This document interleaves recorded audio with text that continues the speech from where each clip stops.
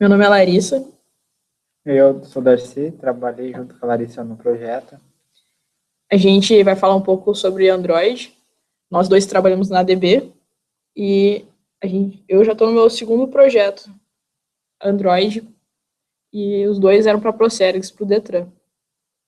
Já eu trabalhei no segundo projeto que a Larissa trabalhou e foi o único projeto que eu trabalhei com Android dentro da DB. A gente vai falar um pouco sobre a história do Android, as versões, a utilização dele, em que tipo de aparelho pode ser usado, sobre o projeto que a gente trabalhou, que é o ABM, e um exemplo rápido de um projeto Android. Bem, a história começa em 2003, por uma empresa chamada Android Inc. O surgimento dela foi em 2003, como eu já falei, mas o objetivo inicial dela era ser uma plataforma entre câmeras e computadores. Mas, com o tempo, eles trocaram de ideia e decidiram focar em smartphones, que era um mercado que estava crescendo muito na época. E aí, em 2005, a Google comprou essa empresa, para em 2008 lançar a primeira versão do Android, o Android 1.0. Essa versão já tinha algumas características que a gente já conhece no Android, como a barra de notificação, que é quando tu recebe uma mensagem, tu olha ali em cima e tu puxa para baixo a barrinha e mostra ali, você recebeu mensagem de tal pessoa. E também já tinha uma loja que era possível baixar os aplicativos, apesar de ser bem limitado. E também já tinha integração com o Gmail. Bem, essas são as versões do Android, as mais conhecidas, né? Todas elas têm nomes de doces e elas são em ordem alfabética. Então, toda vez que vai sair uma versão nova do Android, é só pensar qual é a próxima letra do alfabeto e qual é os doces que tem com esse nome, que provavelmente é possível acertar qual vai ser o nome da próxima versão. Então, a gente vai falar de algumas características interessantes, assim, de algumas versões. Todas as versões tiveram mudanças no layout ou de funcionalidade, mas eu queria só ressaltar algumas mudanças. Na versão Cupcake, na 1.5, foi onde surgiu o teclado virtual. Antes disso, só tinha o teclado físico, então para digitar, o celular precisava ter um teclado físico. A partir dessa versão, não era mais necessário ter um teclado físico. Então, hoje, a maioria dos smartphones já nem tem mais o teclado físico, só o teclado virtual. Na versão 2.3, foi onde começou o suporte à câmera frontal do celular. Antes disso, ninguém tirava selfie. Mas não quer dizer também que os celulares já viessem com a câmera frontal, mas só que essa versão dava o suporte para ter câmera frontal. A versão 3.0 foi onde os botões físicos, aqueles de home, voltar, já não eram mais tão necessários. Hoje, celulares como os da Motorola não tem mais esses botões, são todos virtuais. Outros celulares ainda têm esses botões, mas a tendência é não precisar mais deles. E na versão 4.0 surgiu algo que eu acho muito legal, que é o desbloqueio por reconhecimento facial. Antes, só se colocava senha ou padrões de bolinhas para desbloquear o celular, mas a partir da versão 4.0 foi possível desbloquear o celular só pelo reconhecimento facial. No final do ano passado, surgiu uma versão nova do Android, que foi o Android 5, o Android Lollipop. Para vocês terem uma ideia, a diferença entre o Android 1 e o Android 5, as telas deles são totalmente diferentes. E como foi a evolução do Android 1 para o Android 5? Isso em 6 anos, já que o Android 1 é de 2008 e o Android 5 é do final de 2014. Então, em pouco tempo, a gente teve uma mudança muito brusca. Ainda falando em relação às versões do Android, aqui a gente tem um gráfico bem interessante, principalmente para quem pensa em desenvolver para Android, que, como a Larissa acabou de falar, cada versão nova ela tem bastante features novas e para o desenvolvedor é interessante poder utilizar isso. Além de algumas coisas que o próprio Android Studio facilita caso esteja utilizando a versão mais nova.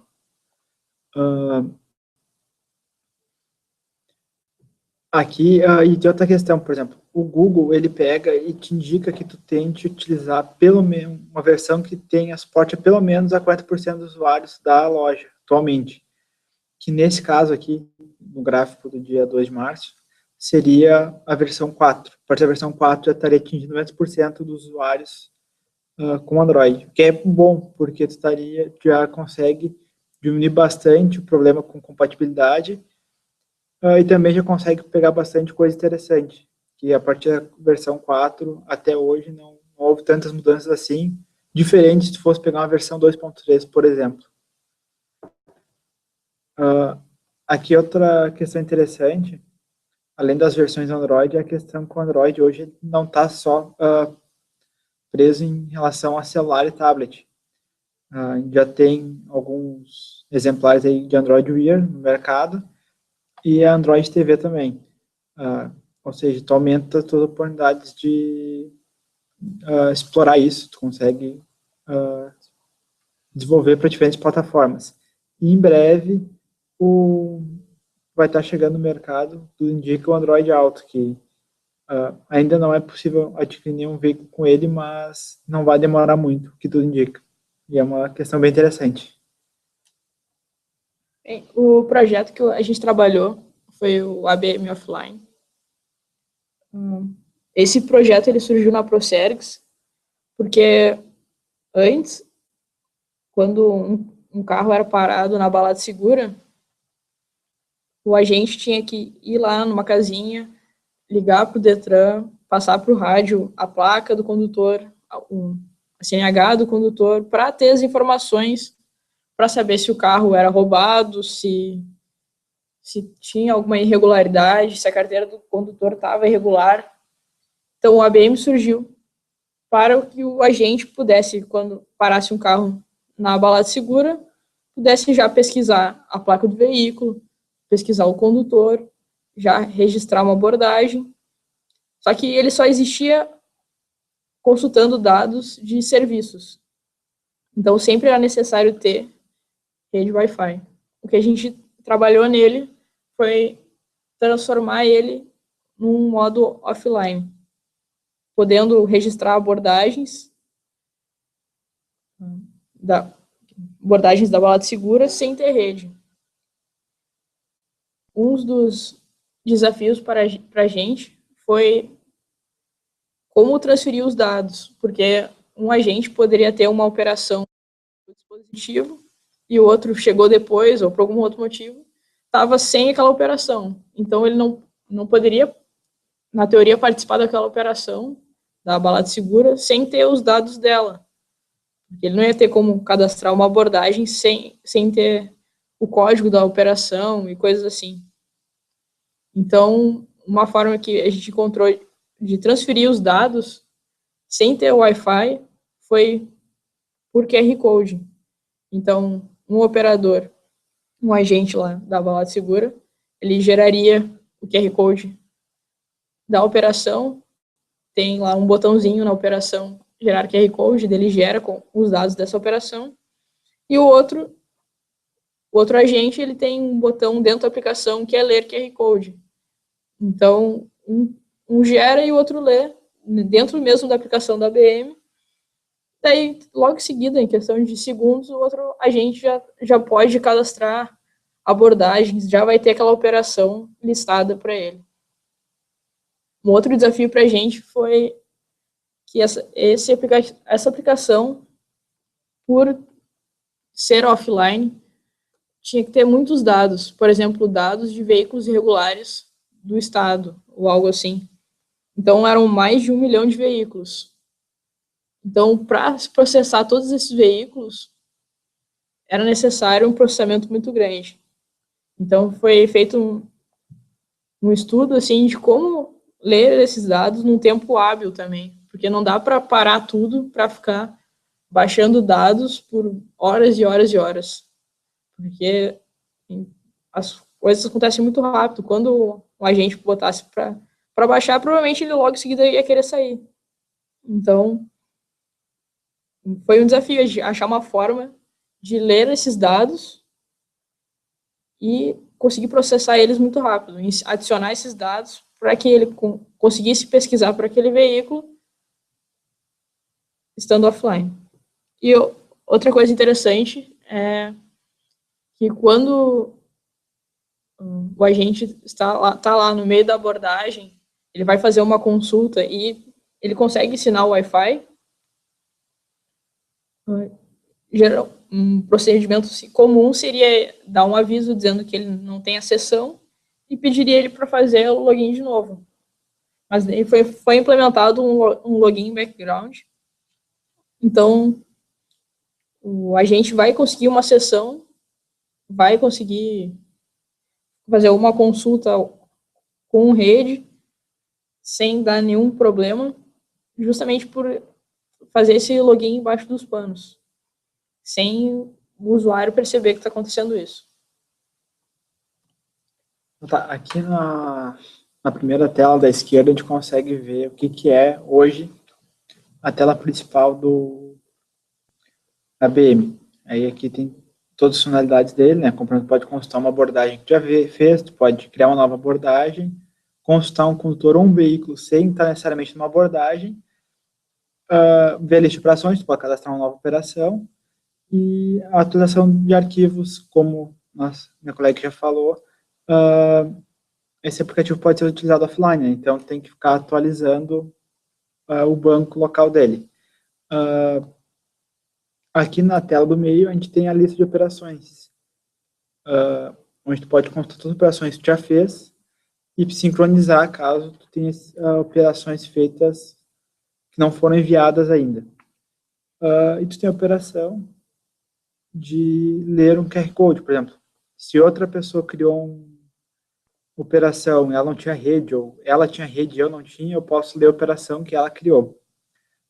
Aqui na última tela a gente tem a lista de abordagens, que foram todas as abordagens que o aparelho tem, que não foram enviadas ainda, ou que estão em aberta pela contraprova do teste de alcoolemia. E a gente vai falar um pouco mais disso mais para frente. Por exemplo, aqui na primeira tela, foi aquela que eu acabei de comentar, que tu pode atualizar os arquivos locais do banco, e que, como a Larissa já falou, aí teve um grande desafio, que foi a questão de que a tabela de veículos tinha um número bem considerável, mais de 1 milhão de veículos. Então, realmente, no início demorava muito, mas que a gente buscou uma solução aí, conseguiu baixar bastante esse tempo. A tela do meio é, caso naquela lista de operações tu clique nela, tu vai ter a opção de gerar um QR Code para passar essa operação para alguém que não esteja conseguindo acessar ela, seja por qual motivo for. Tu pode editar ela, por exemplo, a pessoa vai ficar até mais tarde, ou mudou a rua, tu pode finalizar ela. Como também pode participar, caso não esteja participando ainda. Aqui na última tela tem um exemplo do como é que o QR Code gerado, né? Essa questão do QR Code ajudou bastante, porque a gente estava pensando até em uma abordagem utilizando Bluetooth ou coisa assim, o que ia dificultar tanto a questão do desenvolvimento, quanto também até a própria sincronização da operação ia ser uma coisa um pouco mais complicada para o usuário, né? Então, isso foi uma questão bem legal, parte do QR Code. Aqui a gente tem como seria o fluxo de quando tu está criando uma nova abordagem.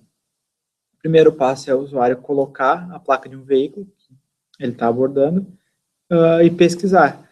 A partir desse momento, a aplicação vai tentar buscar ou no serviço, ou caso não consiga, ela vai pesquisar no banco local. Aí tem informações como placa, marca do veículo, a cor e se tem alguma irregularidade. Caso tenha alguma irregularidade, vai aparecer uma tarja vermelha, assim como está aqui na consulta de condutores, isso lá vai vibrar, vai avisar tipo, esse veículo aí é roubado, está com o PV atrasado ou coisa assim.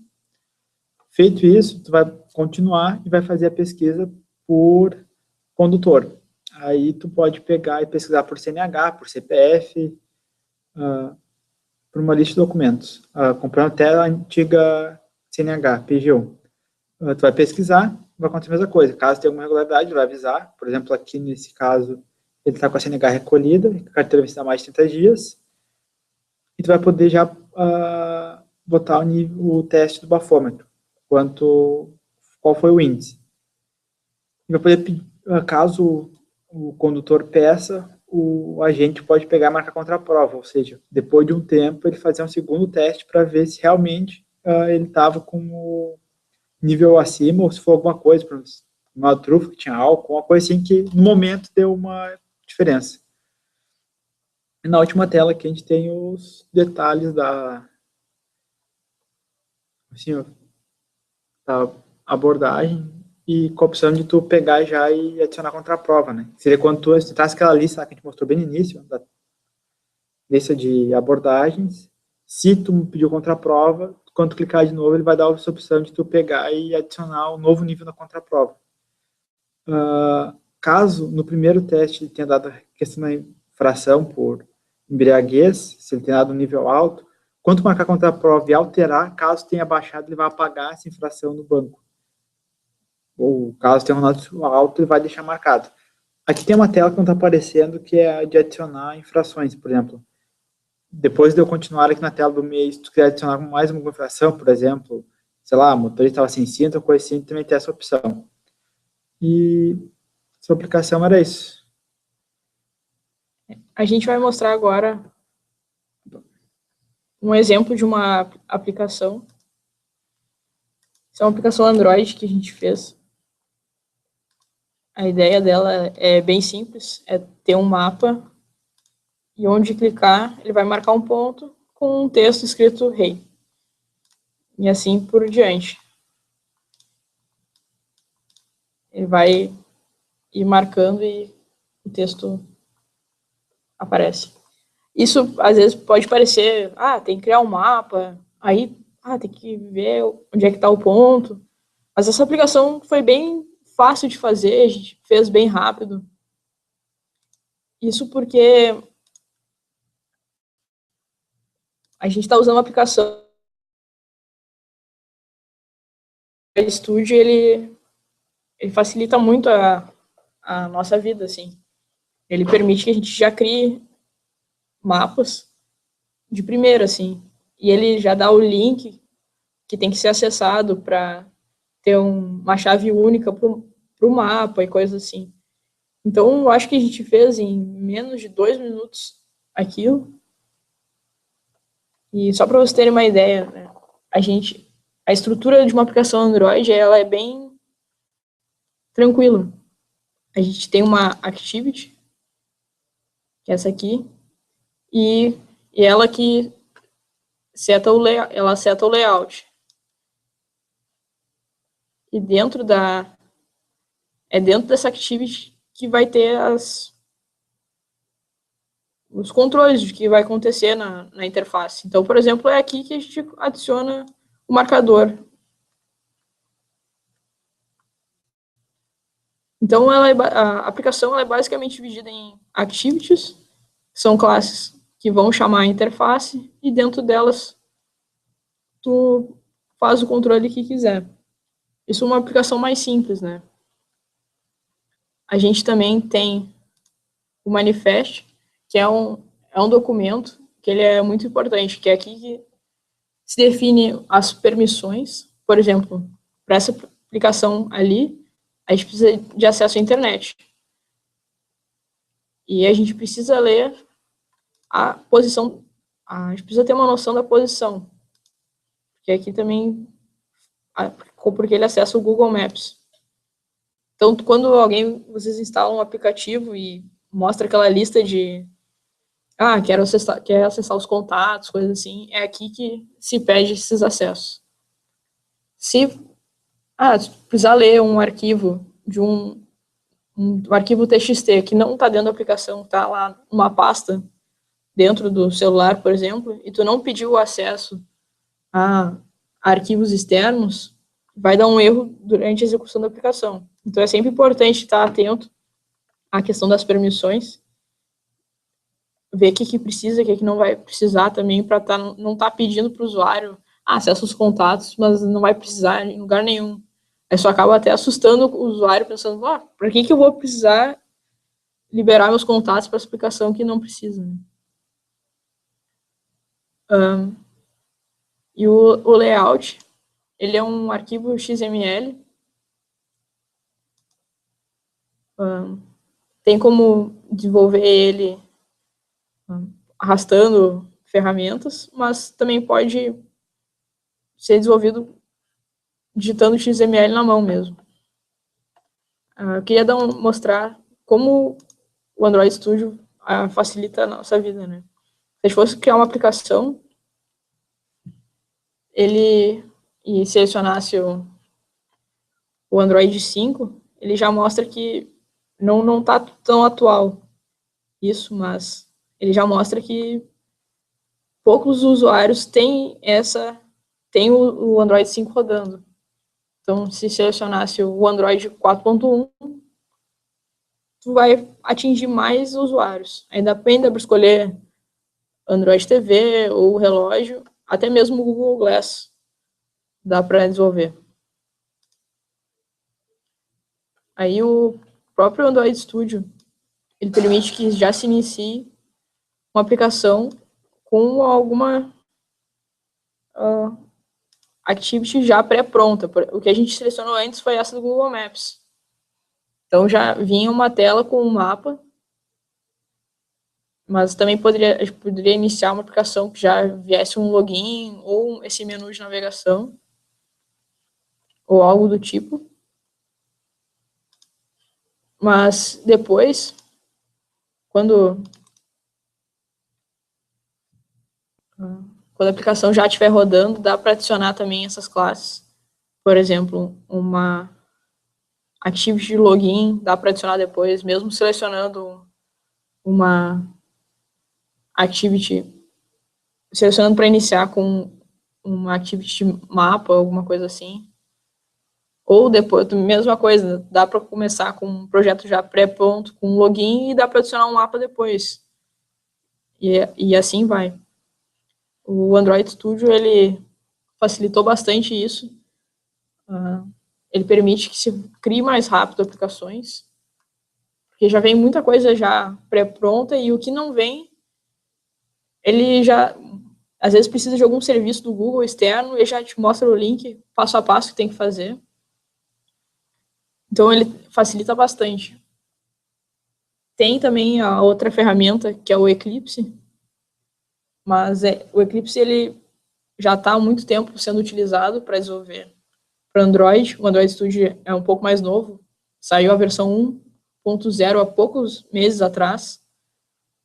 Então, muitas aplicações hoje foram desenvolvidas em Eclipse, em que tudo era feito praticamente na mão, a tela tinha que ser feita, o XML tinha que ser feito na mão, e não tinha essa barbada assim de começar um projeto já com algo meio que pré-pronto.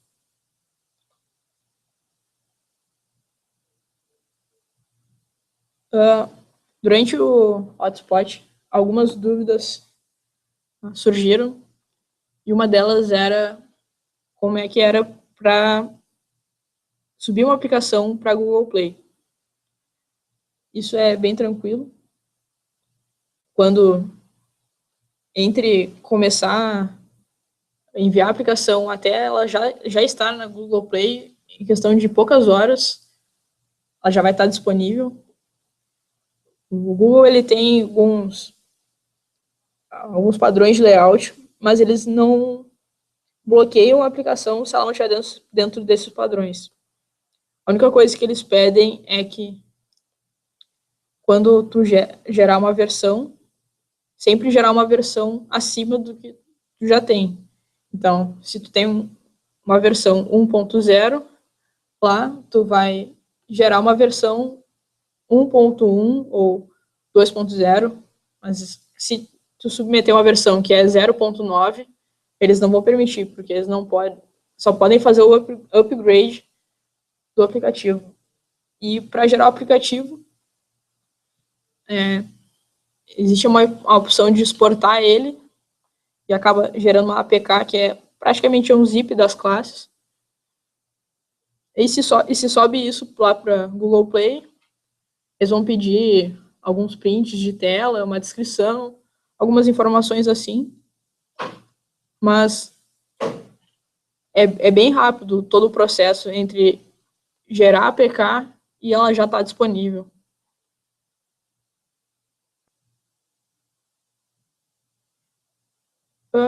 Era isso, né? O nosso contato na DB.